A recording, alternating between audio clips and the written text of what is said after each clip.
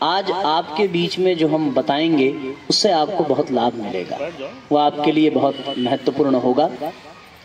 कमर सीधी कर लें, दोनों हाथों को अपनी गोद में रखें, नेत्र बंद कर लीजिए और एक बार हमारे साथ साथ गायत्री महामंत्र का उच्चारण करेंगे। भाव यही रहे कि हम सब भगवान से सद्बुद्धि, सद्भाव, सद्ज्ञान की प्रार्थना करें और गायत्री महामंत्र का साथ साथ उच्चारण करें। ओम भूर्भुवः स्वः तत्सवितुर्वरेण्यं भर्गो देवस्य धीमहि धियो यो नः प्रचोदयात्। ओम सद्गुरु चरण कमलेभ्यो नमः। परम पूज्य गुरुदेव परम वंदनीय माता जी के दिव्य संरक्षण में आज आपके विद्यालय के इस पवित्र प्रांगण में यहाँ उपस्थित विद्यालय के प्रधानाचार्य आदरणीय सर और यहाँ उपस्थित विद्यालय प्रांगण में जितने भी आप सबको शिक्षा और विद्या प्रदान कर रहे हैं अध्यापक एवं अध्यापिका गण, आप सभी को बारंबार प्रणाम करते हुए और विशेषकर हमारे सामने विराजमान यहाँ हमारे छोटे भाइयों बहनों, आइए हम लोग कुछ महत्वपूर्ण बिंदुओं पर चर्चा करेंगे। आप लोग अपने अपने नेत्र खोल लीजिए और ध्यान पूर्वक हमारी बातों को सुनिए। मित्रों, अगर हम किसी की पहचान करते हैं तो उस पहचान के 3 आधार होते हैं। एक आधार है उसका अपना स्वरूप कि वो दिखता कैसा है, दूसरा आधार है उसकी अपनी सामर्थ्य कि उसकी पावर क्या है, और तीसरा आधार है उसका स्वभाव। इन्हीं 3 बिंदुओं पर हम किसी का परिचय करते हैं। अगर स्वरूप की बात करें तो हम उसके पहनावे को देख करके, उसके ड्रेसिंग सेंस को देखकर, हेयर स्टाइल को देख करके, रंग रूप को देख करके हम बताते हैं कि वो व्यक्ति ऐसा था, उसके बाल ऐसे हैं, उसके कपड़े ऐसे हैं, उसका शरीर ऐसा है, उसके स्वरूप का वर्णन करते हैं। दूसरा, उसके सामर्थ्य की चर्चा होती है कि वो इतना पढ़ने में तेज है, उसके पास इतनी बड़ी नौकरी है, इतने बड़े प्रोफाइल का वो आदमी है, इतना उसकी अर्निंग है, ऐसे परिवार से बिलोंग करता है, उसके पापा इंस्पेक्टर हैं, उसके पापा बहुत बड़े डॉक्टर हैं, ऐसे ऐसे ही तो हम लोग परिचय कराते हैं। इसको कहते हैं सामर्थ्य। और एक तीसरा बिंदु है साथियों, वो है स्वभाव। स्वभाव यानी जो बहुत हंसमुख है, किसी की बात का बुरा नहीं मानता, सबसे अच्छा व्यवहार करता है, सबके साथ समय देता है, किसी के साथ बेईमानी नहीं करता, आदि आदि उसके सद्गुणों के आधार पर हम लोग उसका एक परिचय देते हैं। यही 3 मुख्य बिंदु हैं जिसके आधार पर हम किसी भी व्यक्ति के बारे में बता सकते हैं। पर साथियों, आज हमारे समाज में एक बड़ी विडंबना है कि हम लोग सबसे ज्यादा महत्व देते हैं सामर्थ्य को, उसके बाद महत्व देते हैं स्वरूप को, और सबसे अंत में महत्व देते हैं हम लोग स्वभाव को। सबसे अंत में। ये हर क्षेत्र में हो रहा है, चाहे आप कहीं भी चले जाइए। हम किसी से मित्रता भी करते हैं, किसी को अपना समझते हैं, किसी से रिश्ता रखते हैं, तो चारों ओर यही बात होती है। हम लोग यहाँ पर पढ़ने भी आए हैं तो शिक्षा का भी आज केवल और केवल एक ही उद्देश्य है कि हम कैसे अपने सामर्थ्य को विकसित कर सकें, कैसे अपने स्वरूप को डेवलप कर सकें। पर हम लोग अपने स्वभाव पर काम नहीं कर पाते। हम लोग अपने पर्सनालिटी को डेवलप करना चाहते हैं तो केवल और केवल अपने रंग रूप के आधार पर, केवल और केवल अपनी पढ़ाई के आधार पर, केवल और केवल अपनी नौकरी और अपनी हाई सोसाइटी प्रोफाइल के आधार पर हम अपने आप को डेवलप नहीं कर पाते अपने स्वभाव के आधार पर। हमारा व्यक्तित्व केवल स्वरूप और सामर्थ्य से नहीं बनता बच्चों। हमारा व्यक्तित्व का एक बहुत बड़ा भाग है हमारा अपना नेचर, हमारा अपना स्वभाव, जो हमारे जीवन में बहुत बड़ा स्थान रखता है। आप कितनी भी सामर्थ्यवान हो जाएं, आपके पास बहुत सारा पैसा हो, आपके पास किसी चीज की कमी ना हो, वो अच्छा है। आप बहुत सुंदर हो जाएं, आपके कपड़े बहुत सुंदर हो, आपके बाल, आपका चेहरा, आपका शरीर सब बहुत सुंदर हो, तब आप अच्छे हैं। या आपका स्वभाव अच्छा हो तब आप अच्छे हैं। आपको किसी से मित्रता ही करनी हो तो आप किस बेस पे करेंगे? क्या इस बेस पे कि वो बहुत सुंदर है केवल इसलिए, या इस नाते कि वो बहुत पैसे वाला है, उसकी बहुत चलती है, वो बहुत पावरफुल है, इसलिए भी नहीं करेंगे। हाँ, अगर आप किसी से मित्रता करेंगे तो केवल और केवल इसलिए क्योंकि आपको उसका नेचर अच्छा लगेगा, उसके भीतर सद्गुण आपको दिखेंगे, तभी तो आप उससे मित्रता करेंगे। उसी व्यक्ति के तो पास आदमी जाना चाहता है। पैसे वाले के पास केवल वही जाएगा जिसके पास पैसे का अभाव हो। सुंदर व्यक्ति के पास वही आगे पीछे दौड़ेगा जो थोड़ा कम सुंदर हो। लेकिन अगर स्वभाव अच्छा है तो उसके पास पैसे वाला भी जाता है और उसके पास सुंदर व्यक्ति भी जाता है। आपने इतिहास की, पुराण की कथाएं सुनी होंगी। रावण सामर्थ्य से बहुत बलवान था, लेकिन फिर भी उससे लोग घृणा करते हैं। राम के पास सोने की लंका नहीं थी, राम के पास कोई बहुत सुंदर वेशभूषा भी नहीं थी।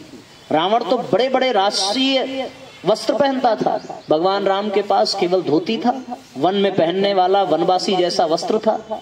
फिर भी राम लोगों के अत्यधिक प्रिय हैं। राम केवल अपने स्वभाव के नाते प्रिय हैं, स्वरूप और सामर्थ्य की बात नहीं है। हम लोग भगवान कृष्ण को अगर पूजते हैं तो केवल इसलिए नहीं पूजते कि वो तीनों लोकों के स्वामी हैं, बल्कि हम लोग भगवान कृष्ण की इसलिए भी पूजा करते हैं कि उनके पास कितनी सामर्थ्य है। फिर भी शिशुपाल ने 99 गालियां दी और भगवान हंस करके सहते रह गए। हम लोगों को कोई गाली दे तो क्या हम सह पाएंगे? नहीं सह पाएंगे। 99 की छोड़ो, 9 दे दे तो आदमी 10वीं देते देते इतना आग बबूला हो जाएगा कि या तो गाली देने वाला बचेगा या तो गाली सुनने वाला बचेगा, दोनों तो नहीं बच पाएंगे। इसका मतलब क्या है? इसका मतलब यह है साथियों कि कहीं ना कहीं हम लोग एक भूल कर रहे हैं। अपनी पर्सनालिटी को हम लोग बढ़ाना चाहते हैं, बढ़िया बनाना चाहते हैं, पर उसकी जो मूलभूत चीजें हैं उस पर हमारा ध्यान नहीं जाता। आज विद्यालयों में शिक्षा का, सब्जेक्ट का, कोर्स का, सिलेबस का इतना दबाव है कि उसके अतिरिक्त हम लोग कोई बातचीत नहीं कर पाते। थोड़ा बहुत समय मिलता है तो एनुअल फंक्शन में और कुछ ऐसे सेलिब्रेशन होते हैं, उसमें समय निकल जाता है, पर इन बिंदुओं पर चर्चा नहीं हो पाती है जिन बिंदुओं पर चर्चा करने से विद्यार्थी वास्तव में अपने जीवन को सुंदर बना सकता है। बच्चे जब विद्यालय में आते हैं तो वो बहुत कोमल मन वाले होते हैं, लेकिन जब वो विद्यालय से जाते हैं तो उनके भीतर बहुत सारी चीजें ऐसी पनप जाती हैं जिसकी उनको आवश्यकता नहीं थी। वो चीजें हैं साथियों, ईर्ष्या, द्वेष, क्रोध, कंपटीशन, आपस में तनाव उन बच्चों के भीतर बढ़ जाता है। छोटा बच्चा, उसमें कोई विकार नहीं होता, पर आपस में वो इन चीजों को सीखता चला जाता है। इसलिए हम आपके बीच में उस बात को रखने आए हैं जिस ओर न हम ध्यान दे पा रहे हैं, न हमारे अध्यापक, न हमारे माँ बाप। इसमें किसी का दोष नहीं है, ये वातावरण ही ऐसा बन गया है। चारों ओर तो कंपटीशन की बातें हो रही हैं। हमारा कितना परसेंटेज ज्यादा आ जाए, हम केवल उसी पे फोकस करने लगे हैं, बाकी चीजों पर हमारा ध्यान नहीं जाता। शायद ही कोई माता पिता ऐसे हों जो गर्व से ये कह सकें कि मेरे बच्चे का रिजल्ट अच्छा नहीं है, लेकिन वो कभी मुझसे ऊंची आवाज में बात नहीं करता। आप ऐसे अनेकों माँ बाप देखेंगे, और बच्चों आपने भी अपने जीवन में देखा होगा, अपने दोस्तों को देखा होगा कि उनके रिजल्ट बहुत अच्छे आते हैं, वो गेन बहुत अच्छा स्कोर करते हैं, उसमें कोई दो राय नहीं है, लेकिन उनको बात करने की तमीज नहीं होती। माँ बाप का सम्मान कैसे करना चाहिए, अध्यापकों से बात कैसे करनी चाहिए, ये सद्व्यवहार उनके भीतर दिखाई नहीं पड़ता, ये सद्भाव उनके भीतर दिखाई नहीं पड़ता। उनके भीतर उद्दंडता दिखती है, अहंकार दिखता है, क्रोध दिखता है। उनको लगता है कि उनके सिवा, उनके जैसा इस संसार में कोई है नहीं। हम सब लोगों की यही स्थिति है, किसी में कम होगी, किसी में ज्यादा होगी।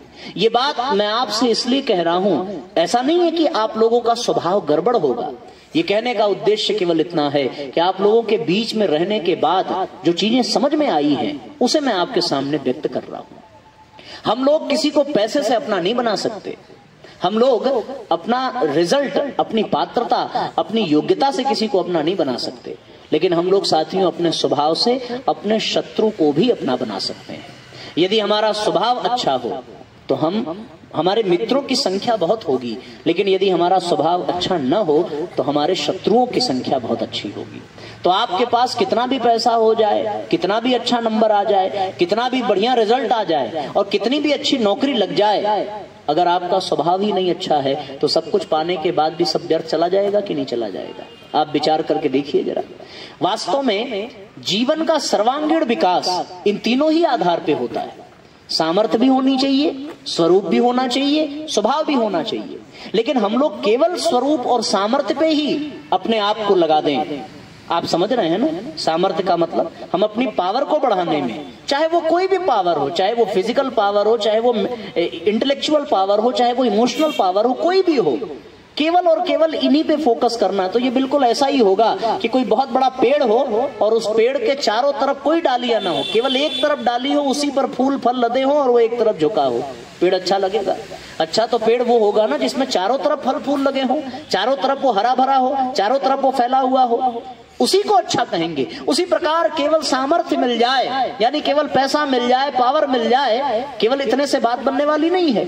हम कितने भी स्मार्ट बन जाएं, कितने भी सुंदर बन जाएं, उससे भी काम बनने वाला नहीं है। एक बहुत बड़ा हिस्सा हमारे व्यक्तित्व का है हमारा अपना नेचर, हमारा अपना स्वभाव। हमको चलना कैसे है, हमको बोलना कैसे है, हमको उठना बैठना कैसे है, हमको किसी के साथ बात कैसे करनी है, हमारा व्यवहार कैसा है, हमारे थॉट प्रोसेस कैसे हैं, हम किसके प्रति कैसा भाव रखते हैं, ये महत्वपूर्ण बिंदु है। यदि ये ठीक हो गया तो आपको सब मिलता चला जाएगा और आपने सब पा लिया, लेकिन आप अपने व्यक्तित्व को, अपने नेचर को, अपने स्वभाव को आप अच्छा न बना सके, आप सद्गुणी न बन सके, तो आपका सब व्यर्थ हो जाता है, बेकार हो जाता है। आप गहराई से चिंतन करके देखिए, चोर कितना भी बढ़िया चोर हो, बेईमानी कितनी भी अच्छे से वो करे, पर वो यही चाहता है कि उसका मित्र ईमानदार होना चाहिए। चाहता है कि नहीं चाहता? है तो वो चोर, लेकिन चाहता है कि उसका मित्र ईमानदार हो। क्या ये संभव है? आप स्वयं चोरी करें और आप भी चाहते हैं कि भाई ईमानदारी से ही ये काम होना चाहिए। चोर चोरी करके ले आवे और उसके बाद बंटवारा करते समय तो ईमानदारी की अपेक्षा करता है। इसका मतलब वो है जरूर चोर, पर सम्मान ईमानदारी का ही कर रहा है कि नहीं कर रहा है? तो कीमत किसकी है? सद्गुण की है? किसकी है? अच्छाइयों की है। आपसे मेरा एक प्रश्न है, डाकू डकैती डालता है, लूटता है, तो आप बताओ वो सफल क्यों होता है? क्या हम लोग डाकू में कोई विशेषता देख सकते हैं? देखा है किसी डाकू को? देखा नहीं होगा, सुना होगा। आपको पता है कि वो डाकू अगर डकैती डालने में सफल होता है तो कारण क्या है? केवल और केवल ये कारण है कि उसमें कुछ अच्छाइयां होती हैं, इसलिए वो सफल होता है। उन अच्छाइयों के बिना वो सफल नहीं हो सकता। पहली अच्छाई क्या होगी? पहली अच्छाई ये होगी कि उसमें साहस होगा, तभी तो वो दूसरे के घर में डकैती डालने जाएगा। दूसरी अच्छाई क्या होगी कि वो पक्का निशानेबाज होगा, तभी तो वो खतरा आने पर बंदूक चला सकेगा। तीसरा, उसके अंदर क्या अच्छाई होगी कि उसका शरीर स्वस्थ होगा। सिंगल हड्डी वाला डकैती डालेगा, एक तमाचा लगेगा, आदमी वहीं गिर जाएगा। तो इसका मतलब वो शरीर से भी स्वस्थ है, इसका मतलब वो मन से भी साहसी है, इसका मतलब वो कि पक्का निशानेबाज है, इसका मतलब वो कि अपने कार्य के प्रति वो बहुत ईमानदार है, इसका मतलब वो कि बिल्कुल समय का पक्का है।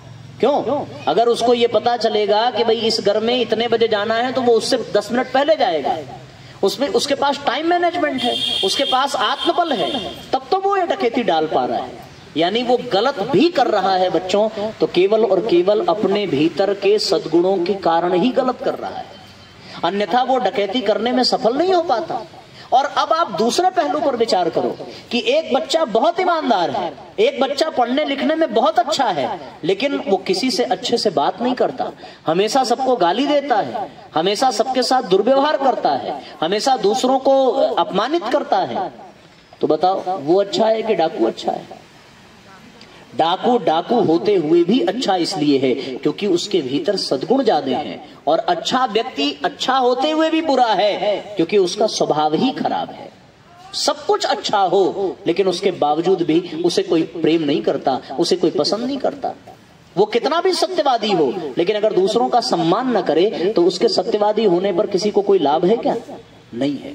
मेरा कुल कहने का मतलब बस इतना है कि हम चाहे जो करें, चाहे जैसे दिखें, चाहे जैसे बने, चाहे हम पार्लर में चले जाएं, चाहे सैलून में चले जाएं, चाहे जो हेयर स्टाइल रख लें, चाहे जैसा ड्रेस कोड हो, कोई मतलब नहीं है।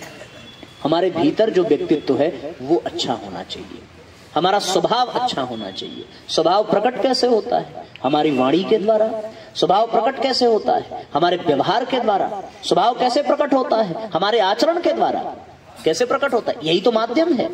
देखो भैया, दूध कितना भी अच्छा हो, कितना भी ताजा हो, लेकिन पूरे दूध में अगर थोड़ी सी खटाई पड़ जाए तो वो दूध फट जाता है। होता है कि नहीं होता? आपके भीतर सब कुछ हो लेकिन आपका स्वभाव अगर गंदा है तो सब कुछ होते हुए भी फटे हुए दूध की तरीके से हमारा स्वभाव बन जाता है। बस इतनी सी बात है।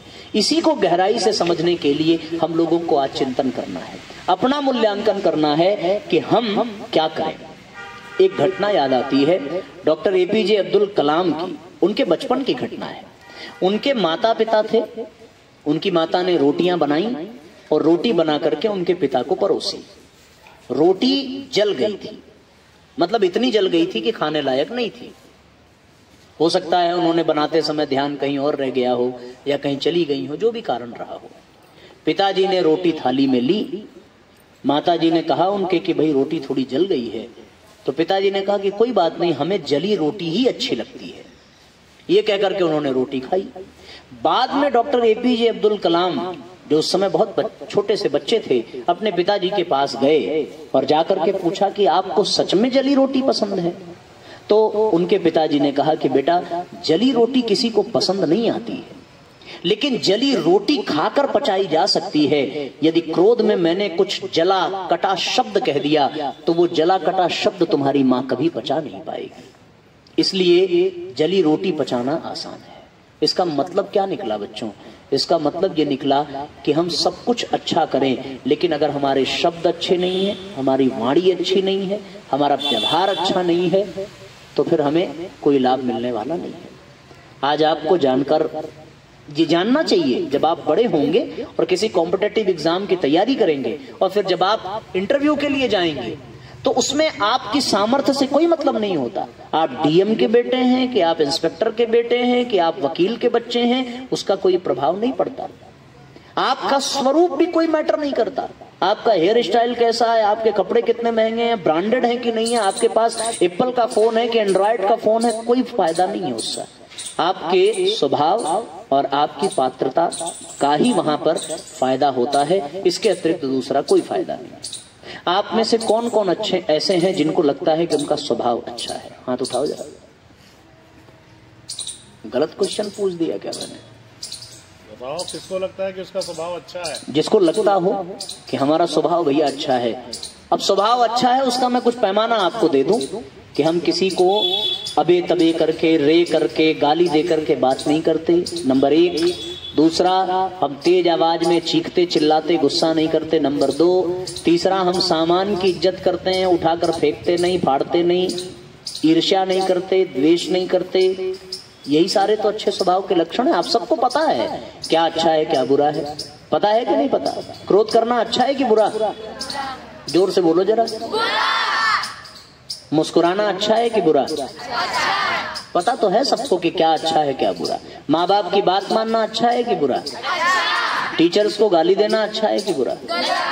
सामने तो कोई देगा नहीं, लेकिन पीठ पीछे कोई छोड़ता भी नहीं है। क्यों? अब सोच लो कि हम अच्छे स्वभाव वाले हैं कि बुरे? तो आप बता दो, अच्छा स्वभाव है आपका कि बुरा? अच्छा है, ताली बजाओ फिर अपने लिए। और अगर आपने ये झूठ बोला हो तो एक बार फिर से ताली बजाओ। देखो बज रही है ताली। कहने का तात्पर्य ये क्या है कि हम सब अच्छे हैं पर हमें और अच्छा बनने की जरूरत है। कुछ ना कुछ तो कमी होगी। गुस्सा आता ही होगा, झूठ बोलते ही होंगे, दुर्व्यवहार करते ही होंगे, माँ बाप से ऊंची आवाज में बात करते ही होंगे, टीचर्स को पीठ पीछे बुरा भला कहते ही होंगे, अपने दोस्तों से ईर्ष्या रखते ही होंगे, उनका नुकसान चाहते ही होंगे। कुछ न कुछ विकार मन में रहता है। वो कारण क्यों है? केवल इसलिए है क्योंकि हमारे स्वभाव में थोड़ी सी कमी है। बात समझ में आ रही है? एक बड़ी प्यारी घटना याद आती है। एक आदमी नाव पे बैठ करके जा रहा था। उस नाव पे बहुत सारे बच्चे भी बैठे थे, हम ही लोगों की उम्र के। उसमें उन बच्चों ने सोचा कि ये पंडित जी हैं, इनकी बड़ी बड़ी चुटिया है, बड़ा तिलक लगाया है, धोती पहनी है, इनको थोड़ा परेशान किया जाए। किसी ने उनकी धोती खींचना प्रारंभ किया, किसी ने चुटिया खींचना प्रारंभ किया, किसी ने कुछ किया, किसी ने कुछ किया। इतने में जोर से आकाशवाणी हुई। आकाशवाणी ये हुई, बहुत सिद्ध संत थे वो। उनकी आकाशवाणी हुई कि यदि आप कहें तो मैं नाव पलट दूं, आपको कुछ नहीं होगा, ये सारे बच्चे नदी में बह जाएंगे। पता है उन्होंने क्या कहा? उन्होंने कहा नहीं नहीं, आप नाव मत पलटिए, अगर आपको पलटना ही है तो इन बच्चों की बुद्धि पलट दीजिए, जिससे कि ये अपने स्वभाव, अपने विचार और अपने व्यवहार को बदल लें। नाव पलटने की जरूरत नहीं है। भगवान प्रसन्न हो गए, बोले मैं परीक्षा ले रहा था आपकी कि आपका स्वभाव इन बच्चों के प्रति क्या है। अगर उनका स्वभाव बच्चों के प्रति गलत होता तो वो क्या कहते? नाव पलट दीजिए, क्योंकि वो तो बच रहे हैं ना। और जैसे ही वो ये कहते तो इसका मतलब क्या होता कि जैसे बच्चों का स्वभाव है वैसे ही उनका भी स्वभाव है। पर उन्होंने क्या कहा कि नाव मत पलटिए, आपको पलटना है तो बच्चों की बुद्धि पलटिए। और साथियों, बुद्धि तो दो ही प्रकार की है, एक सद्बुद्धि है, एक दुर्बुद्धि है। दुर्बुद्धि हावी हो जाती है तो हम पतन की ओर चले जाते हैं, सद्बुद्धि हावी होती है तो हम अच्छाइयों की ओर चले जाते हैं। सद्बुद्धि हमें पहाड़ पे चढ़ाती है, दुर्बुद्धि हमें खाई में गिराती है। सद्बुद्धि हमें संसार की ओर ले जाती है, भगवान की ओर ले जाती है, दुर्बुद्धि हमें संसार की ओर ले जाती है। सद्बुद्धि से हम प्रेम करना सीखते हैं, त्याग करना सीखते हैं। दुर्बुद्धि हमें घृणा करना सिखाती है, नफरत करना सिखाती है, क्रोध करना सिखाती है। सद्बुद्धि में हम सबको समान दृष्टि से देखते हैं, दुर्बुद्धि हमें भेदभाव करना सिखाती है, ऊंच नीच का, जात पात का भेद करना सिखाती है। इसलिए इस बच्चों, हमें अगर अपने स्वभाव को ठीक करना है और अपने व्यक्तित्व को सुंदर बनाना है तो हमें अपने भीतर की सद्बुद्धि को जगाना होगा। मैं एक जगह बैठ करके ये चर्चा कर रहा था, अच्छा आप बताओ, स्वभाव ज्यादा जरूरी है कि सामर्थ्य ज्यादा जरूरी है? पक्का? एक ने कहा कि भैया सामर्थ्य की बहुत जरूरत है, स्वभाव से क्या होगा? भैया आप सोचो जरा, हमारे पास अगर सामर्थ्य ना हो, पैसा ना हो, तो क्या हम पेट भर पाएंगे अपने स्वभाव से? नहीं, कोई फायदा नहीं होगा। सामर्थ्य की बड़ी जरूरत है। आपका स्वभाव कितना ही अच्छा हो पर खाने को न मिले, किस काम का ऐसा स्वभाव? मैं आपको एक पुराणों की एक घटना बताऊं। एक बार एक ऋषि हुए, भृगु ऋषि। उनके मन में आया कि मैं ये तय करूं कि ब्रह्मा विष्णु महेश तीनों में सबसे बड़ा कौन है।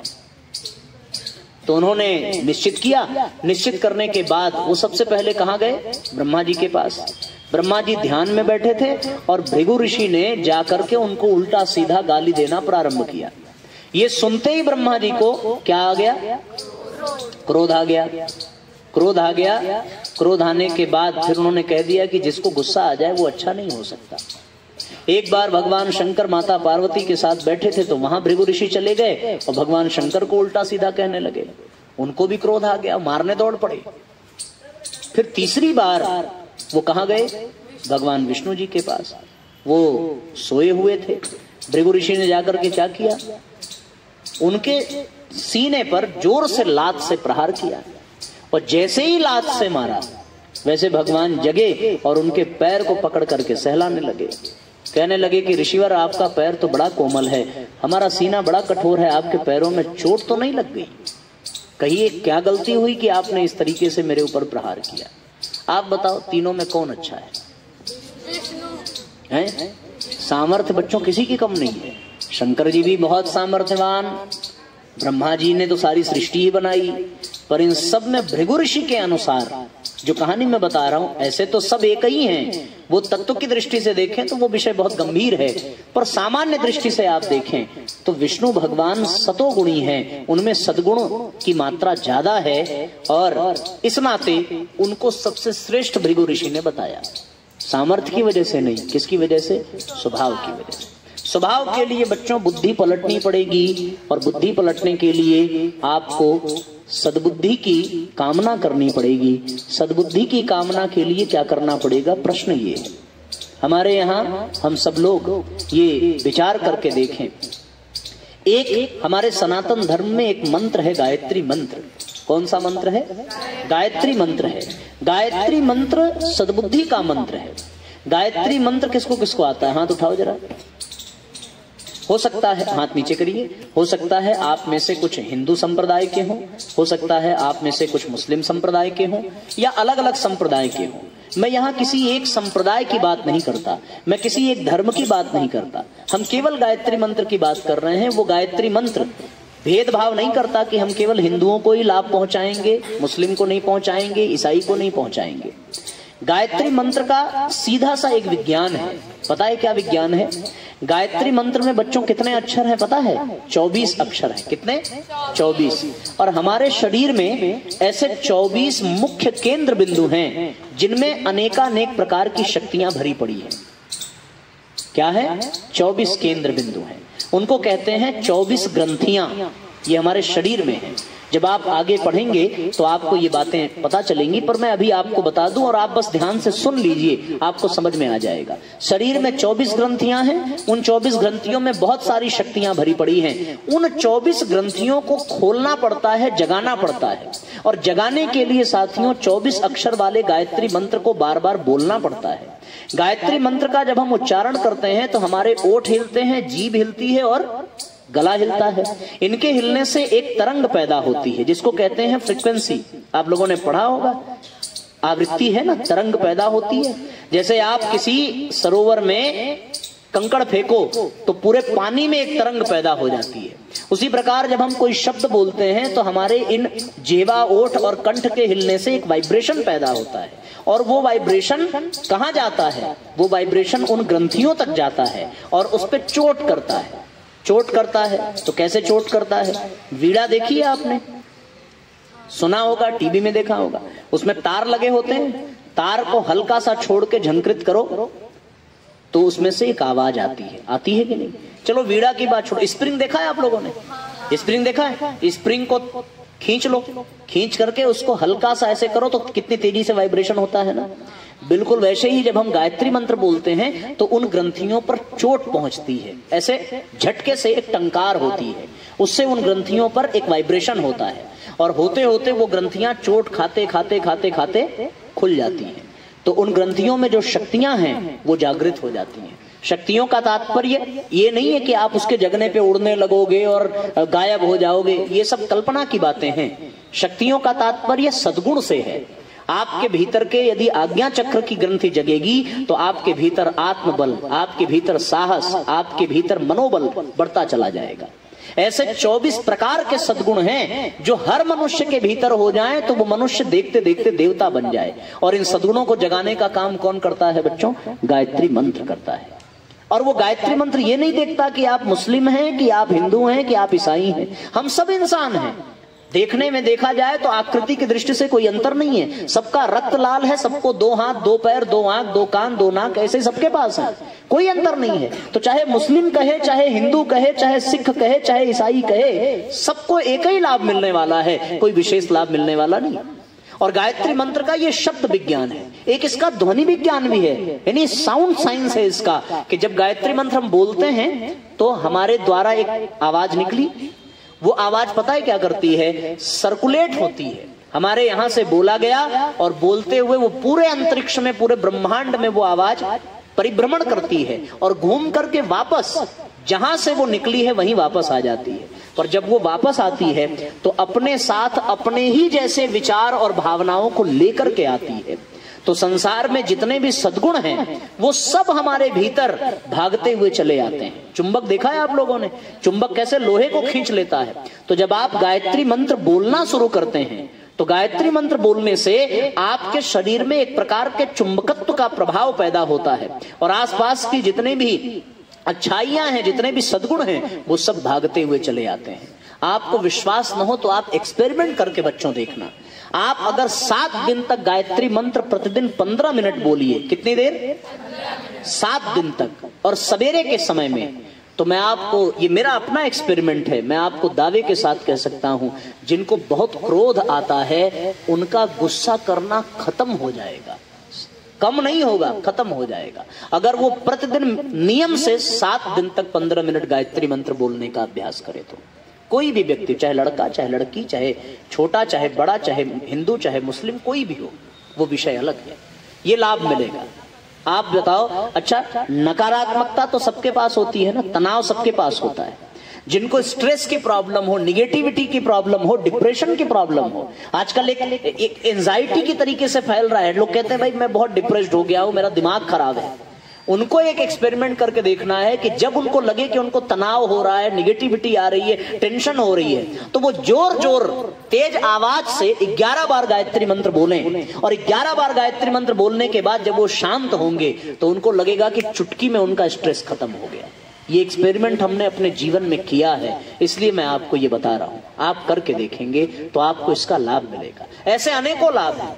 आप मोबाइल चलाते होंगे, गूगल करके देखिए, यूट्यूब पर देखिए, एम्स के वैज्ञानिकों ने गायत्री मंत्र पर एक्सपेरिमेंट किया है। ब्लड प्रेशर के लिए जितना प्रभावकारी गायत्री मंत्र है उतना प्रभावकारी मेडिसिन नहीं है। 30 दिन तक गायत्री मंत्र जपने वाले का ब्लड प्रेशर नॉर्मल हो जाता है। ये तो शरीर में जो परिवर्तन हो रहा है उसकी मैं बात कर रहा हूं, पर जो भावनात्मक परिवर्तन हो रहा है, जो स्वभाव में परिवर्तन हो रहा है, गायत्री मंत्र के विषय में पूज्य गुरुदेव ने लिखा है कि बच्चों, गायत्री मंत्र पढ़ने पर हमें गलत चीजों से अपने आप नफरत हो जाती है, गलत चीजों से। जैसे जो नशा करता होगा उसे नशा देख करके घृणा होने लगेगा, उससे वो दूरी बनाता चला जाएगा। ये गायत्री मंत्र की विशेषता है। जो जिसको चोरी करने की, झूठ बोलने की आदत होगी, अपने आप वो ठीक होती चली जाएगी। तो हम आपको केवल 5 मिनट में एक बात बता करके छोड़ देंगे कि हम लोगों ने एक अभियान चलाया है बच्चों, और वो अभियान इसलिए चलाया है क्योंकि हमारी जो वंदनीय माता जी हैं, जिन्होंने गायत्री परिवार की स्थापना की है, उनका 2026 में 100 वर्ष पूरा होने जा रहा है। उनकी हम लोग स्वर्ण जयंती मना रहे हैं। जिन्होंने गायत्री मंत्र को, पंडित श्री राम शर्मा आचार्य जी, जो गायत्री परिवार के संस्थापक हैं, जिन्होंने घर घर गायत्री मंत्र को पहुंचाया है। हम लोगों ने एक अभियान ये चलाया है युवा प्रकोष्ठ वाराणसी के द्वारा कि हम 2026 तक 1 लाख विद्यार्थियों के बीच में जाएंगे और उनको गायत्री मंत्र के बारे में बताएंगे और उनको गायत्री मंत्र से जोड़ेंगे। इसके लिए साथियों हम लोग एक गायत्री मंत्र लेखन की पुस्तिका छपवा चुके हैं और ये 1 लाख पुस्तिका हमें वितरित करनी है। इसका कोई मूल्य हम नहीं ले रहे हैं, इसको निःशुल्क दिया जा रहा है। हम हर बच्चों तक जाना चाहते हैं और उन बच्चों को गायत्री मंत्र लेखन से जोड़ना चाहते हैं। आपको यहाँ पर आप देखेंगे पहले पृष्ठ पर बच्चों, यहाँ पर गायत्री मंत्र लिखने के फायदे और उसके नियम बताए गए हैं। इसके फायदे में बहुत सारी चीजें हैं। इसमें लिखा है कि गायत्री मंत्र से हमारा कंसंट्रेशन पावर बढ़ता है, हमारी एकाग्रता बढ़ती है, हमारे भीतर पॉजिटिविटी बढ़ती है। आपको ये पुस्तिका हम देना चाहते हैं और इसमें ये खाली पेजेस हैं। आपको ऊपर गायत्री मंत्र लिखा है, उसको देख करके आपको 11 मंत्र प्रतिदिन इसमें लिखने की आवश्यकता है। कितना? 11। और रोज लिखना है नियम से, एक ही समय में एक ही स्थान पर बैठकर। यदि हम सवेरे करें तो सबसे अच्छा है, स्नान के बाद। तो आपको 11 बार लिखना है। मुश्किल से 5 से 7 मिनट लगेगा 11 बार लिखने में। ये समय सबके पास होता है। यदि आपको सवेरे समय न मिले, सवेरे मिले तो सबसे अच्छा, क्योंकि सवेरे के टाइम बहुत जल्दी लाभ मिलेगा और आपके ऊपर इसका असर पड़ेगा। आप जब गायत्री मंत्र किस तरह लिखना है, क्या नियम है, ये इसमें दिया हुआ है। आप उसको देखेंगे, पढ़ेंगे और आपको ये 11 बार लिखना है। तो इसका मतलब ये नहीं है कि आज कम समय है तो 5 लिख लिया, अगले दिन 17 कर लिया। ऐसा नहीं करना है। आपको डेली नियम से 11 बार लिखना है और जब ये कॉपी भर जाएगी तो आपको हमें ये वापस कर देना है। बस आपको यही करना है। तो गायत्री मंत्र से आपके जीवन में जो लाभ मिल सकता है वो जो हमने बताया, और भी बहुत सारी चीजें जो हम समय के अभाव में नहीं बता पा रहे हैं, आपको वो चीजें मिलती चली जाएंगी।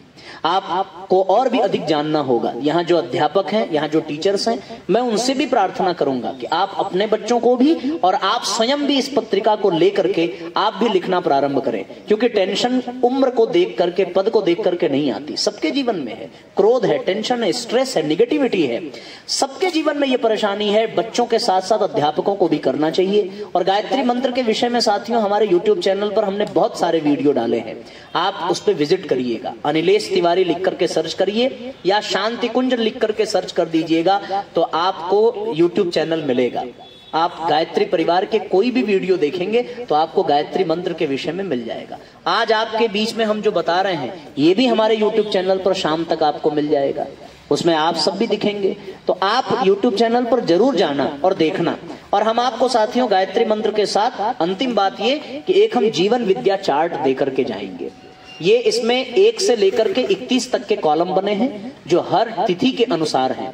इसमें कुछ चीजें दी गई हैं जिसमें लिखा है कि हम ब्रह्म मुहूर्त में उठते हैं कि नहीं, यदि उठते हैं तो यस का निशान लगाइए, नहीं उठते तो क्रॉस का निशान। फिर लिखा है कि जगने के बाद हम गायत्री मंत्र बोलते हैं कि नहीं, उसके बाद धरती माता, माता पिता और बड़ों को प्रणाम, प्रतिदिन अध्यापक को प्रणाम करते हैं कि नहीं, उनका पैर छूते हैं कि नहीं, सवेरे ब्रश से पहले हम लोग 1 गिलास पानी बासी मुंह पीते हैं कि नहीं, उषापान करते हैं कि नहीं। उसके बाद लिखिए गायत्री मंत्र का जप करते हैं कि नहीं, आसन और प्राणायाम हमको करने आता है कि नहीं, विद्यालय में हमने गुरुजी को प्रणाम किया कि नहीं, मन लगाकर पढ़ाई की या नहीं, दिन भर में किसी की मदद की या नहीं, बड़ों की आज्ञा का पालन किया कि नहीं, घर के कार्यों में अपने बड़ों की मदद की या नहीं, भोजन से पहले गायत्री मंत्र बोला कि नहीं, अपना सामान सुव्यवस्थित ढंग से रखा कि नहीं, पैसे की बचत की या फिजूल खर्च किया, किसी की निंदा चुगली लड़ाई झगड़ा किया क्या, मोबाइल कितनी देर चलाया, टीवी कितनी देर देखी। ये सारी बातें इसमें हम लोगों ने चार्ट बनाया है। आप अगर करते हैं तो यस का निशान, नहीं करते तो क्रॉस का निशान। और बच्चों आप अगले दिन उसको करने का प्रयास करिए, तब तो ये चार्ट भरना आपके लिए फायदेमंद होगा। जब हम आपको गायत्री मंत्र लेखन की पुस्तिका देंगे तो उसमें ये चार्ट पीछे अटैच होगा, आप उसको एक प्रिंट आउट करा लेना, क्योंकि उसमें तो 1 ही महीने का दिया जा सकता है, पर ये आपकी आदत बन जानी चाहिए और आपको प्रति माह इसको चार्ट भर करके अपने टीचर्स को, अपने पेरेंट्स को दिखाना चाहिए। यहाँ के टीचर से मेरी ये प्रार्थना है कि जब बच्चे मंत्र लेखन ले जाएं तो उनसे बीच बीच में मंगा करके आप अपने स्तर पर चेक भी करते रहें, रोज तो नहीं पर बीच बीच में जब आप चेक करेंगे तो उनको लगे, आपको भी पता चलेगा कि ये ठीक से चल रहा है कि नहीं, और आप स्वयं भी करेंगे तो आपको ये लाभ मिलेगा। अब हमें केवल इतनी ही प्रार्थना है कि आप में से जो बच्चे ये चाहते हैं कि हमें गायत्री मंत्र से जुड़ना है, हमें अपने जीवन में सद्गुणों को, अपने स्वभाव को सुंदर बनाना है और श्रेष्ठता के मार्ग पर आगे बढ़ना है, उनको निश्चित रूप से ये मंत्र लेखन लेना चाहिए और प्रतिदिन 11 लाइन मंत्र लिखने का अभ्यास करना चाहिए। आप जब हमें ये बता देंगे कि इस विद्यालय में कितनी संख्या में मंत्र लेखन चाहिए तो हम उतनी आपको कल परसों में पहुंचा जाएंगे और आप सभी बच्चों को ये मिल जाएगा। उसमें बच्चों आपका नाम और आपका मोबाइल नंबर हमें डिटेल्स में चाहिए, ताकि हम बीच बीच में फोन करके आपसे संपर्क भी करेंगे कि आपके द्वारा मंत्र लेखन हो रहा है कि नहीं।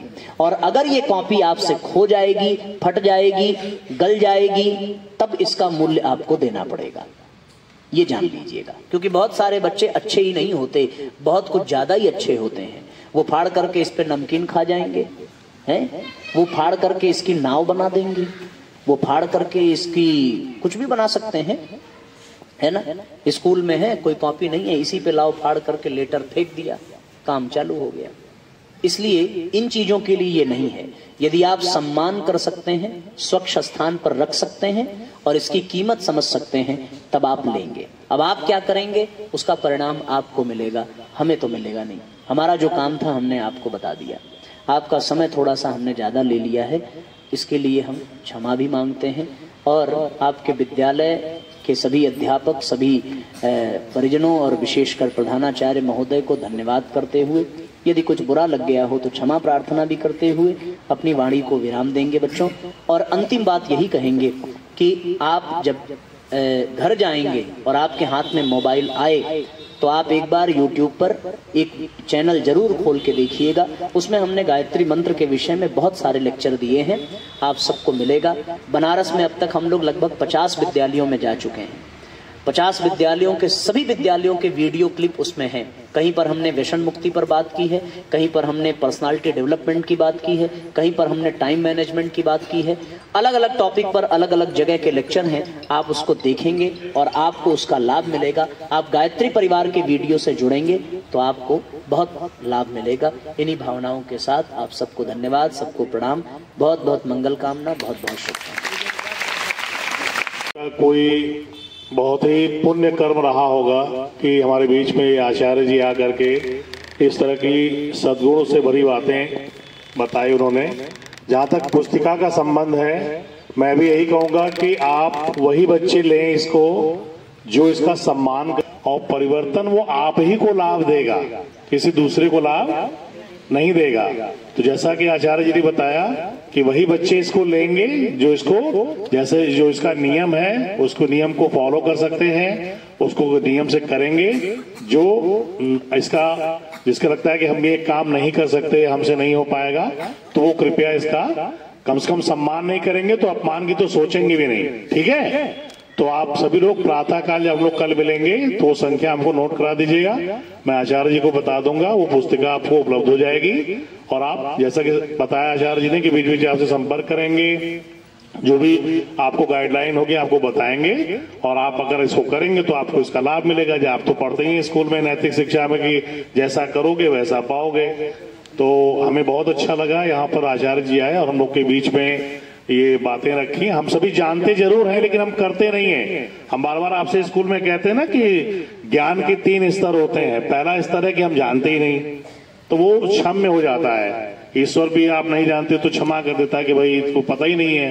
लेकिन दूसरी जो कैटेगरी है कि जानते तो हैं लेकिन करते नहीं है, इसमें पूरी दुनिया के 95%, 90% जो भी परसेंटेज मान लीजिए सभी लोग इसी कैटेगरी में हैं। जानते तो हैं, करते नहीं है। और जो 1, 2, 4%, 5% जानते हैं और उसको अनुशासित होकर के करते हैं, वही इस जीवन में उसका लाभ पाते हैं, चाहे वो आर्थिक दृष्टि से हो, स्वास्थ्य की दृष्टि से हो, धार्मिक दृष्टि से हो, चाहे जिस दृष्टि से हो। तो आप पढ़ लिख रहे हैं, आपको ये पता होना चाहिए कि हम क्या करेंगे तो हमारा किसमें लाभ छिपा है, किसमें हमारा हानि है। इतनी तो बुद्धि आपको है ही है, इतना तो मैं पूर्ण विश्वास है मुझे अपनी शिक्षा और इस विद्यालय परिवार जो आपको सिखा रहा है। तो इन्हीं शब्दों के साथ मैं यही कहूंगा कि एक बार पुनः शास्त्री आचार्य जी का और आपके साथ जो भी सत्पुरुष लोग आए हैं उन सभी का मैं एक बार बहुत बहुत आभार और सम्मान अपने हृदय तल से देना चाहता हूं कि आप हमारे बीच में आए और आपने बहुत अच्छी बातें हम सभी को बताई। और हम लोग भी कोशिश करेंगे कि हम इस कार्य को करें और इससे लाभान्वित हो सके। धन्यवाद।